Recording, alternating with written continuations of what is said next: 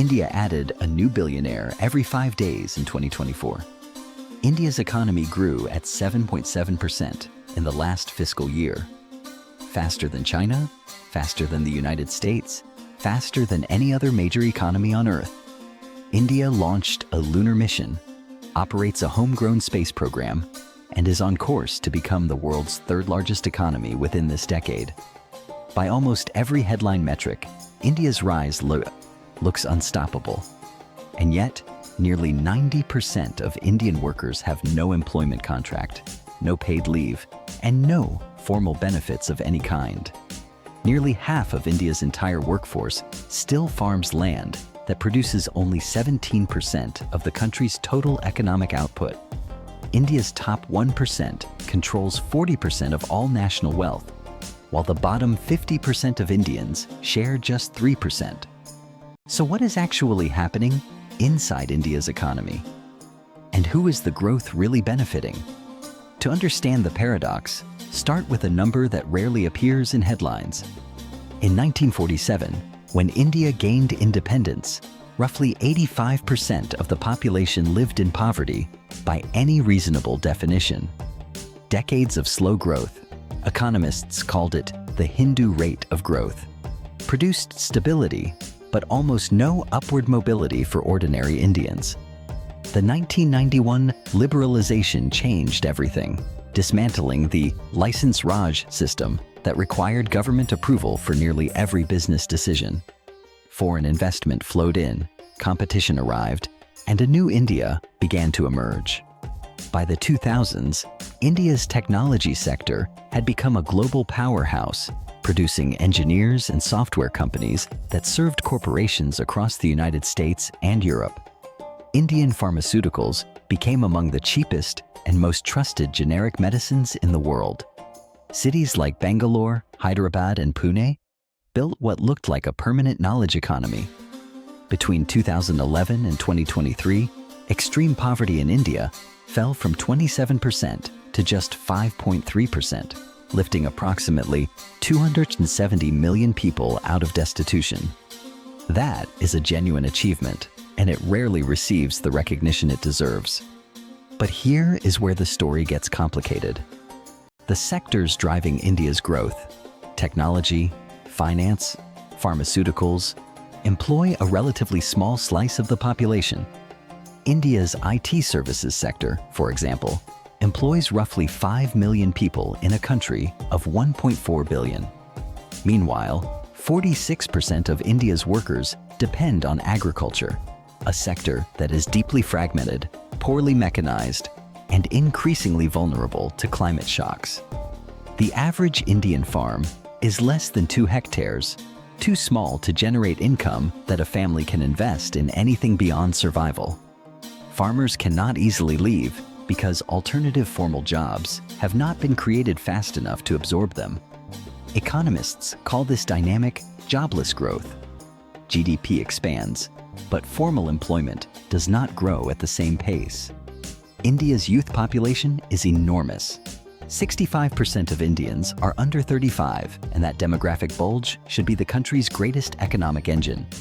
Instead, youth unemployment has risen to 15.2% as of March 2026, and the problem is most severe among educated young women. The demographic dividend is slowly turning into a demographic liability, and the window to reverse that is closing. India's working-age population share peaks around 2028 to 2030 and then begins a long structural decline. Why did India never build the industrial base that could have absorbed these workers? Economists call the missing piece the manufacturing gap.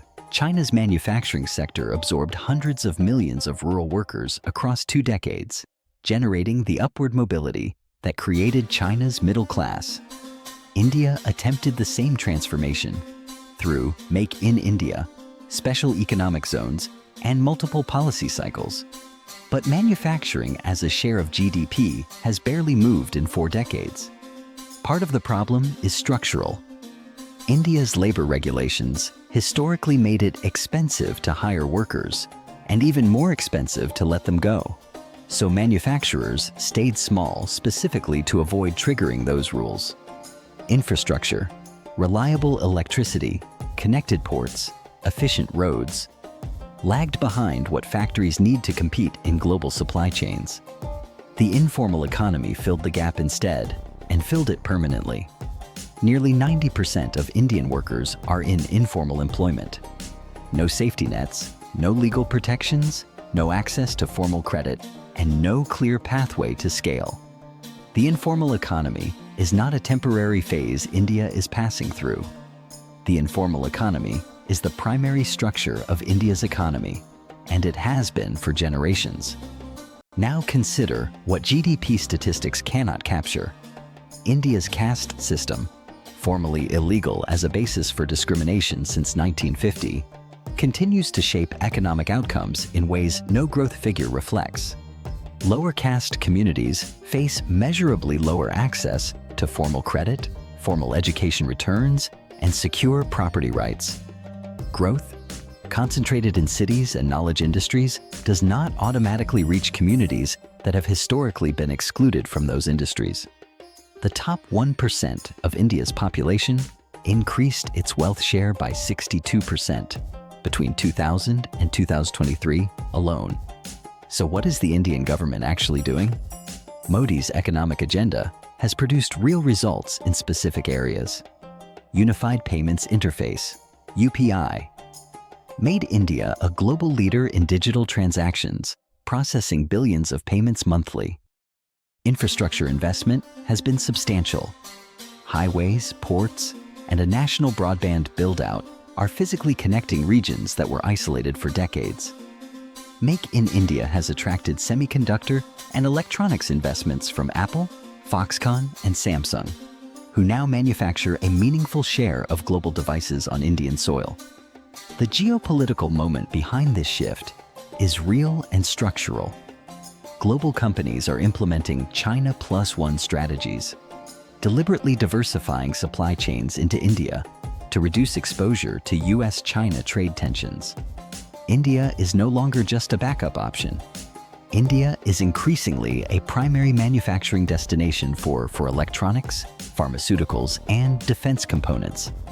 If India can convert these contract wins into sustained, broad-based manufacturing employment, not just assembly jobs for a small formally educated workforce, the structural equation could genuinely begin to change. But the clock is running. East Asian economies that successfully converted demographic windows into lasting prosperity, South Korea, Taiwan, Japan, built manufacturing and education pipelines before that window closed.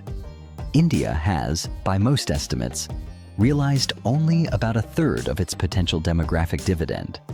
Every year without sufficient formal job creation narrows the window further.